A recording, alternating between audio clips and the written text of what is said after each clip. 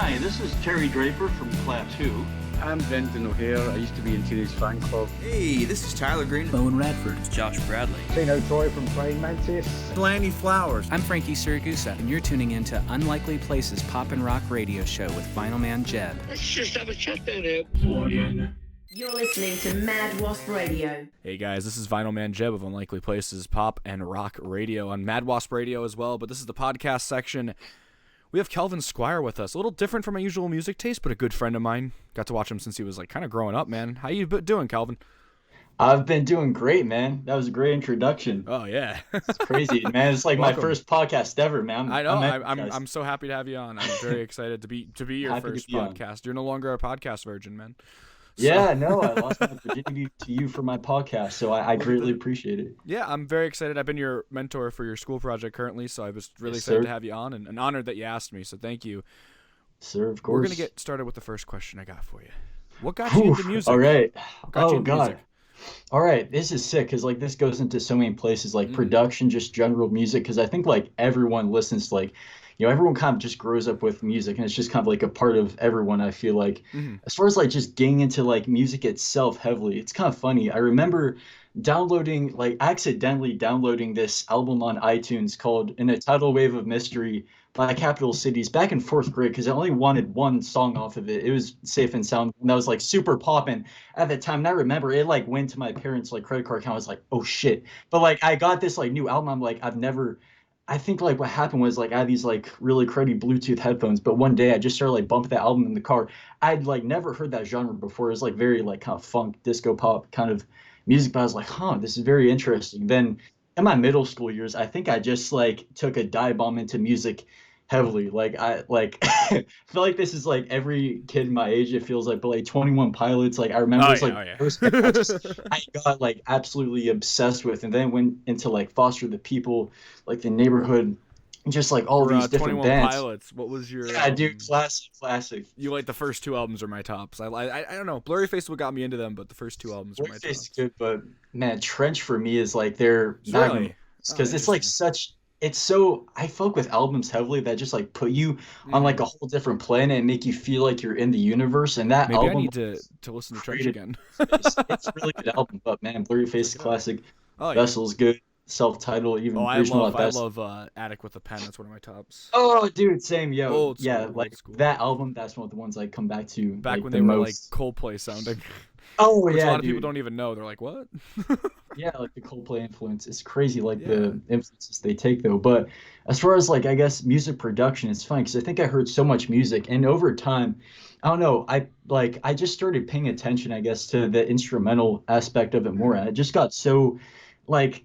I found like such this like deep fascination with just sound and what you can create with it, the feelings you can create, how you can close your eyes, you can picture just like the sonic dimension. I gotta give credit to this one band, Chase Atlantic. I don't listen to them much anymore, but I remember back in 2019, 18, their self-titled album. I think I heard the production on that and I was like, oh my God, because that album, like literally, and I gotta admit, I think like because that was the same year I started producing, they're just like, so many of their production tactics just got ingrained into my music. That's awesome. Which is good because like their production style is super sick. But it was like, from like rock, trap to like R&B to just every single genre. But it's like they merged it all so well, and I was just like, oh my God, this is fascinating.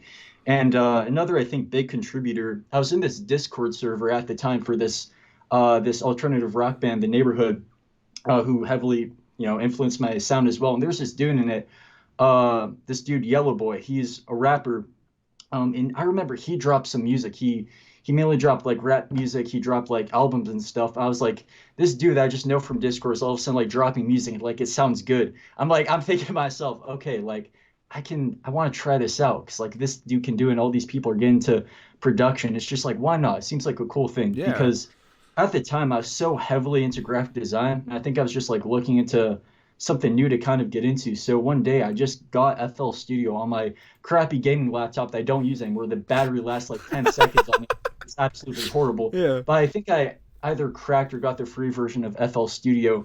And I remember just playing around with the default sounds. I got this free 80s pack from YouTube that I still have to this day and actually still use. And I remember just like creating these beats. And funny enough, like the first beat or one of like the very first beats I ever made was my first song, Relapse, that I posted like back in 2019. But I just like felt like a lot of people don't know, like in that song actually samples Foster the People's Pumped Up Kicks, but it's like a very low key element of it because they have this like really wavy like synth in the back. I think I found it on YouTube. I YouTubed to MP3 that bitch. I put it in the song. I just added my default little beat over it and like made a song. I was just like, I think it just like felt like so natural to me, and like I never wanted to stop doing it. And like I think that just came from being a gigantic fan of music in general, you know, even before you that, start getting absorbed by it. And I hear it in your music. You have your own niche type you know, sound with the reverb and something very different. I remember when I had you rap on one of my songs very early on, and you know, you're just fooling around. But you had to have been like 14 at the time. I can't remember. Like, you know, we met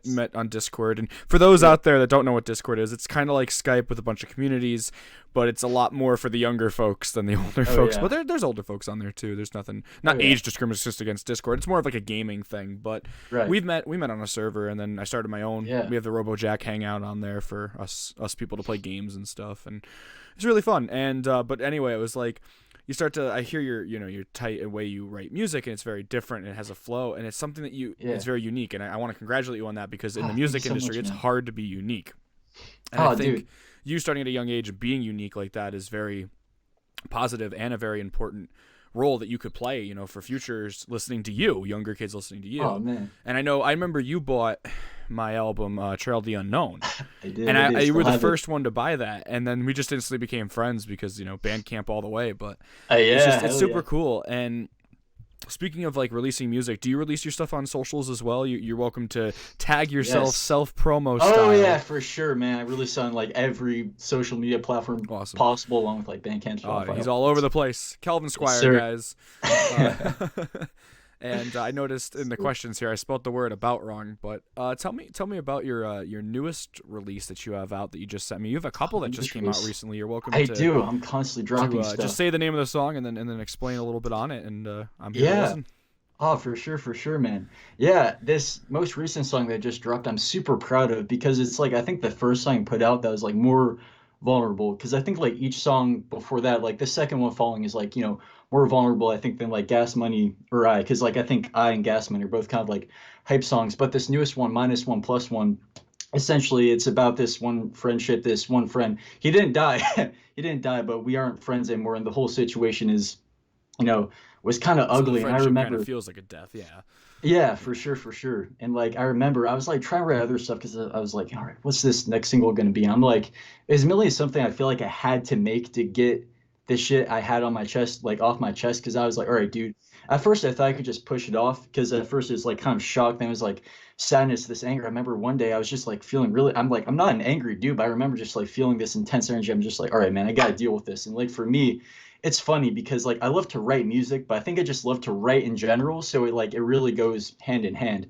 Like a lot of like the ideas I get are just like, I don't know, like random journal entries I have and stuff, right? So I was like, I remember just writing that down so much because it was something that was just in the back of my subconscious. I was like, dude, I need to write about this to get it off my chest. And the song came, like, I'm so proud of it, because I feel like I don't know, it just encompasses all of the feelings that, you know, went through that entire motion. And I feel like, you know, I'm finally seeing the end of the tunnel in that sense, where it's like, okay, I'm able to move on from it. You know, I'm working on this next song, and it's very. And I know at a young age, it's got to be, you know, rough to share emotions, and to know, especially nowadays, I can't even imagine what it's like to be your age. And I thought we had problems in school. Now I can't even imagine with the COVID thing. I mean, you had to live through doing school online. I couldn't even imagine. I'm glad I was out of high school by then, you know. I'm glad I was out of college. I dropped, you know, before then too. And it's just like, I couldn't even imagine that feeling of like that sitting in front of your computer. Like I can't even focus doing online classes half the time. And now kids in high school are forced to not, you know, high school isn't just about, you know, learning as much as, yes, it is. Yes, it's important. It's also important because you're kind of figuring out who you are and who you want to hang around and who you want to be. And if you're on the computer, you're not figuring that stuff out. You're kind of stuck in your own room, you know, forced to do stuff. But I think your creative side helped you in a sense, and I could definitely sense that. I was able to get through all those emotions. And I really enjoyed the song. Again, not my usual go-to type of music, but I'm very open to listening to things that have emotions, and you definitely have emotions. So some of you rock guys out there listening to this podcast, give it a shot. You know, don't have to listen to it just for the definitely. sound. Listen to the effects and the mastering and the producing. It's Thank you, Calvin man. Squire here is amazing, and Thank just you, super. man. You're welcome, man. And it's just super exciting to, you know, keep going with that. Yeah. And man, just glad to know you.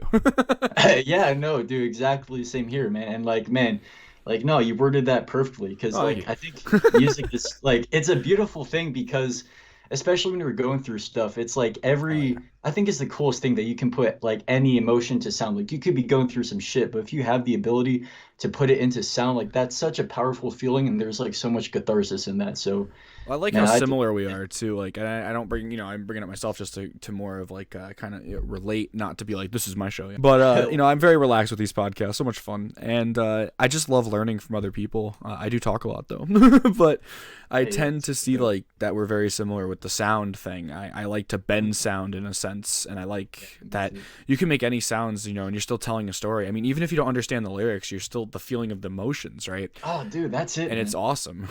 And I It's definitely fun. sense that in your music, that you have your, like I said before, you have your own style, but you also have that, like, you know, that sense of like, this is my story. Don't mess with me. Yeah. Oh, yeah, no, dude, that's it. That's it. Yeah. Like, straight up. Yeah, because, like, it's funny. There's some, like, people that are like, oh, well, if I can't understand the lyrics, then, like, but it's like, dude, like, you can feel, like, there's this one dude, Young Goth. He's, like, a rapper and stuff, right? And, like, I haven't listened to much of his recent stuff. I remember he has this one song, I don't know how to kill myself. And it's like the song's like it's just straight mumbling. You can't really understand what's saying. I mean, there's lyrics like he's actually saying something, but it's like I've been on try, but like the instrumental, like there's like these really trippy synths in it, and then this guitar sample, and it's like even though first time listening to the song, I had no clue what the dude was saying. I'm like, I feel that I because wonder like, if soundscape like created that's the such a- purpose of mumble rap, is not to like, Honestly. like not to have any, you know, the lyrics are probably well written. You know, Yeah. I don't know. I'm not really big into rap, but I'm like, I'm open, like I said, open to everything. So Yeah. like, to me, it's like, I think there's a purpose because it's focused. It's very instrumental driven. I Oh, mean, all yeah, the for trap sure. beats and the beats they make are the focus, not what they're saying. I mean, I could go in front, but also at the same time, I've said this a million times, well, I can go in front of a microphone and do it, but I've tried and I can't. You know, so there is Yeah. somewhat of a talent to being able to do that stuff. I know, cursed, I'm a ridiculous rock addict, you know, but Yeah. I love music and I love heart, so that's all that matters. But I Yeah. definitely sense that Hell with yeah, like the man. rappers and stuff, that like it seems like sometimes you can't even understand it, but the instrumentals, the beats that they use, Oh, it just somebody's sucks you in. behind that, somebody's producing, somebody's mixing Yeah. those. That's what you gotta Exactly. focus on, is the mixing That and the is. mastering. And that stuff's hard in its own, and you're doing all of it.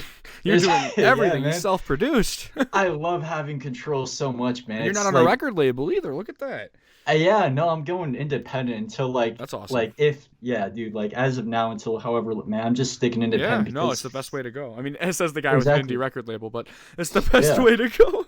Because No, truly for you sure, do your 'cause, own like- thing, you know. Yeah, over everything, like not even just like musically, but like also the designs and the visuals, Yeah. because Oh, like that's it's all all you too. That's right. Yeah. yeah, it's like if I can't have that the way I want it, then I don't want it. And like other people may have differently, other people may be able to give up control. I can give up control in some senses where it's like, all right, there's like a merch designer, whatever, you know, I'm having yeah, like, I'm the a friend same help me way. with that. You know, it's like it depends on what it is, but if it's like I want like my vision, like for me, it's like I Yeah. want the vision in my mind to be interpreted like in real life, you know. You want what for that you're to be having up displayed in your as head. most accurate, yeah. Exactly. And I'm the same That's way. I it. think we talked about it when I went into studio about that stuff. Like Yeah. how, you know, like for me it was really rough to not be in control of it. And everybody's like, well, you should do this or you should do that. And it's like, no. I like having Yeah, raw no. recordings because this is Yeah, my same. vision. This is my story. But I like to have you as an instrument. You're welcome to join on my songs, but don't Yeah. tell me how to write it. And, Oh, yeah, for and when sure. you go to studio, it's a whole different experience. You have to go in there with like kind of half a song. You really can't finish a song and go in there in a sense, because, you know, that's what I love about this age. Now, I Yeah. interviewed a guest a while ago back, Roger Joseph Manning Jr., and it was Licorice Yeah. Quartet, Jellyfish, and all this. And I remember this strongly. They said they were on the Jeb and Green cast, so not on Unlikely Places if people are looking. It's Jeb and Green cast to find the Licorice Quartet one. But I remember Yeah. they said strongly that because of there's no content control anymore with the way you post things, and Yeah. they say like, you know, that you can't filter out the, you know, so far trash, but I think Yeah. I think even trash has a home in my Oh, yeah, opinion. for Like, sure. okay, take the band Ween for example, you know, Ocean Man. Ocean Man. Yeah, exactly. I love Ween, and the album The Pod is not an easy listen to. It's one of their early albums. It's not a very easy listen to because it's literally lo-fi to the lowest degree. Yeah. But if you have ears for sound, you're in love shit's with the gold. album. I will send it Dude, to you afterwards if you haven't okay, heard it. thank you, man. You will be 'Cause I addicted. feel that. I feel that. I've been like hooked on that album because it's something that on first listen you're going, what the? And then the second or third listen, you're starting to like it. And I think that's what your music is. And I'm not saying in a bad way. I think your music is the type that you listen to it more and more and more and more. You start to find parts that you like about it. Oh, yeah. It's not a first glance listen, which isn't, again, not a negative thing. It's not a first glance listen because you know what, you get your numbers up with having replays. Exactly, but dude. I think I think that's definitely could describe your music as that, and I like that. Dude, I love that, man, because that's the music I fuck with the most. That's why, like, if I were a music critic, I would get fired because I'm such a, like, if I hear an album, like, even if I may not like it particularly, I'm like, that's the way they want it to sound. That's the way it sounds. That's what they wanted. I'm chill with that. That's what they wanted. I can't think of any albums at the top of my head, mainly right now. I can think of, like, for example, like this one album, Moving Away by Gleamer. I feel like immediately someone would hear the first song and think, why are the vocals mixed so quietly? This may sound muddy. But it's like, dude, that adds to it. That is the shit that's makes like what juice. The Sane Riot was all about. When I did my stuff with the vocals, they were behind the drums. And it wasn't because we had lack of recording equipment. It's because I did that on purpose. And people were like, oh, it's like, no, I'm going for that garage rock 60s vibe of like, we're recording in a basement type thing. And I don't want it to sound polished because there's too much polished music, in my opinion. I love lo-fi. I'm a lo-fi addict. And I think it's because I love sound. And I love being able to make it sound like we're able to. If I hear a song from you online, right? Or you hear a song from me online, I feel like both of us do the same thing. We want to kind of transfer the sound to make it sound like we're listening to it with you in person. I think versus the whole like making it so polished that it doesn't feel like I could just sit in the room with you and hear you play live. And I love that feeling. And dude, you don't hear that in rap a lot, or you don't hear that in like any of the newer styles of music. And I know there's like lo-fi rappers without a doubt. There's tons and tons and tons of SoundCloud rappers, but you're definitely above that in that degree. And I'm not trashing on SoundCloud rappers, but you definitely have come a very long way. And I see you having a lot longer to. I mean, if you're starting now at the age that you're at and going all the way up. I mean, you're 16, right? No. 18. 18. Oh, Jesus. Yeah. I need to catch up on it. I'm going to probably cut that out. So let me just re-ask the question. I'll probably cut this out. You're 18, right? Yeah. If I don't cut that out, it's going to be hilarious. No, that's awesome. Yeah. So young adult, and you still have to go. I mean, wait till you're my age, man. I'm so old, you know. Dude, yeah, that's the thing, you're going to man. be It's so like, far leagues ahead of me, and it's just going to be awesome to watch, and I'm very excited for that. Yeah, for sure. Thank you, man. Because it's like, I realize like how young, and I'm just like, I want to do as much as I can because I realize, okay, by the end of this decade, I'm gonna be like 27 or some shit. That kind of like, just knowing that alone is like, all right, man, whatever, like I'm overthinking about whatever. I'm just like, I gotta just do shit now. I just gotta do it. Like I'm thinking it, I gotta do it, and that's it. You also got, I think the best way to say that too, and I agree with that. I'm the same way. If I think of something, I do it, and then I might have a little bit of like, you know, some kind of disease, OCD or something that makes me do that. But it's definitely something that if I don't do it, it's stuck. And that comes with music too. Like I'll sit in studio for 4 hours at home. That's the other thing too. I like having a home studio is I could just sit here for 4 hours and I'm not being charged. I mean, my parents pay the electricity. Thanks, guys, but I'm not being charged. You know. Yeah. It's just like, damn. You know, I don't know. I find a way to. I think everybody, you know, as you know. Sorry, I'm talking and you know. Hey, it's your thing, man. I feel like the prolific way of doing music is much funner. And I think the people that get mad at people releasing too much are the ones that just wish they could release more. Dude, yeah, I swear to God. I don't think releasing too much is like a thing, like legit. I think look at Buckethead if you're familiar with his music. 200 plus albums. It's all metal. It's crazy. I mean, he's got to have over 200 plus. It's not, and they're not just like one or two songs on the album. They're not EPs. They're full albums. Right, they're full albums. That's very prolific. Dude, holy that's shit. The shit that inspires me. I don't get how people can be like, oh, you're releasing too much. Because like Russ also comes to mind as a dude who has released a lot of music, but like that shit inspires me so much. Like I don't even listen to much Russ, but I read his book and that shit inspired me to like deepest extent. Because like he just instilled that mentality of just. It's funny you answered all my questions without me asking them. It's great. My last question for you, because we're running out of time. Okay. We're 19 minutes here, which is awesome. This is great. You're welcome to come back on at any time. Hell yeah, man. But what are your plans for the future? What do you got ahead, oh, God. Mr. Prolific? Yeah. There's a lot, Mr. Prolific. There's a lot. So definitely, this senior project album that's coming up is like a very big thing for me. And with that, I also want to do a lot more music videos in the future. As like, the the budget increases and stuff. Because right now it's just me and my friend Evan, which is great. He's not even into like, shout out Evan. He's not even like into filmmaking or anything, but like he refers all my stuff and it comes out badass. Like it looked good. Were you on ice in that last video? I was. If you look at one, I had a feeling when you wrote like, glad I didn't get hypothermia. I'm like, dude. Yeah, no, I was, and like I nearly backed into a hole in the ice. If you look in the video, and Evan legit saved me. He saved my life. I'm gonna have to rewatch it. I watched some of it. And I was like, ah. Oh my god, yeah, no, we were on ice, and like, no, but like with the music video stuff, I love to like just expand my budget, expand like location and stuff, because music videos to me are the best, because it goes hand in hand with the element of bringing music to visual aspects. Same with album covers, visuals and all that. Like music videos are the coolest, and I also want to start doing live shows. And another big thing I think with this album, I think like more, I guess expect a lot more kind of vulnerable lyrics, and I guess looking forward to it. Yeah, and like my instrumentation right now, I think is like already like very atmospheric, like incorporates a lot. But like this album coming up, I think it's gonna take that and really maxify. I really want to create just a whole universe with it. So I'm really excited for the album. Yeah, I'm very excited for you. I'm so honored that you actually came to me and asked like, hey, I need help with the senior project, and I want to have you mentor me. And it was an honor. And I mean, even if I'm just here to give you like sage advice, or even because I know you could handle it on your own, because I know what it's like. I know like you want somebody just to say that they're helping you, but to be able to, you got to do it on your own too. But if you have any questions, of course. But you're leagues ahead of me. I don't even know how to touch FL Studio. But if the school's listening at this current moment, because you'll probably show them this in your senior project there. I hope you do. Yeah. He's doing a very good job, and he's working very hard. So I'm super honored to have you on the podcast, and I'm just excited to very much, man. Hopefully this will be out soon. And for sure, thanks for coming on, man. For sure, it's an honor to be on, man. I really, really appreciate it. No problem, Calvin. You're tuned into Mad Wasp Radio, so don't forget where you are. Don't change that dial.